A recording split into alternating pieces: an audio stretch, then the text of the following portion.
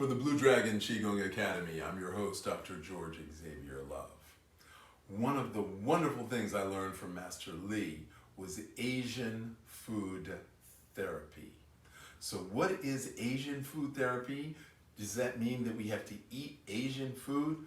Well, no, there's actually very simple principles. Hot, moist, cold, dry, and neutral.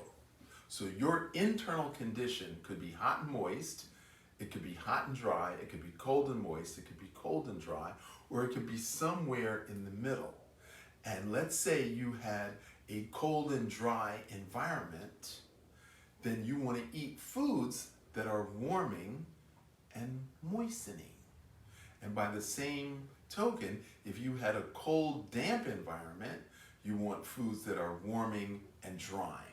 So based upon a very simple test of how to figure out what your internal condition is, then we can prescribe foods and herbs and cooking methods and culinary spices to create balance.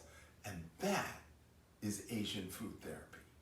Now, carrots grow every country on the earth. Parsley grows every country on the earth. Apples grow every country on the earth. And yet, they taste different and they have different medicinal values. British explorers went to Uganda and they found these sunflowers that were 3 feet in diameter. So they took the seeds back to England and they planted them and they got sunflowers that were an inch and a half. So it didn't matter what the seed was. It didn't matter what the DNA was. What mattered was the soil conditions. And that is what we do with the Blue Dragon Qigong Academy. We teach you how to change your internal environment so that no matter what you do eat, you're going to get a better result. Only 10% of what you eat is actually used as energy. The rest goes into the toilet. Now, we all know that we have a stomach. We all know we have a small intestine and a large intestine. But we forgot that we have a bladder and a gallbladder. And we sure as heaven don't know that the spleen is actually the master of the digestive system.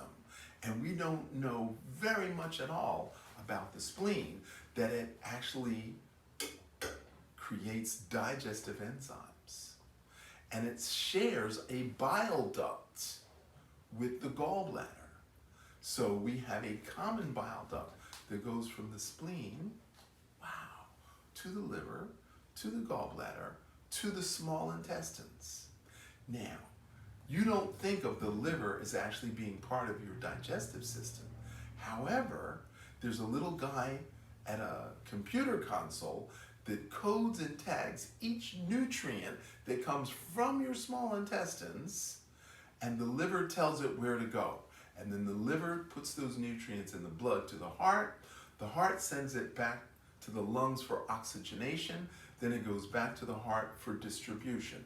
So if you define digestion as the extraction and distribution of nutrients, then the liver and the heart are also part of your digestive system.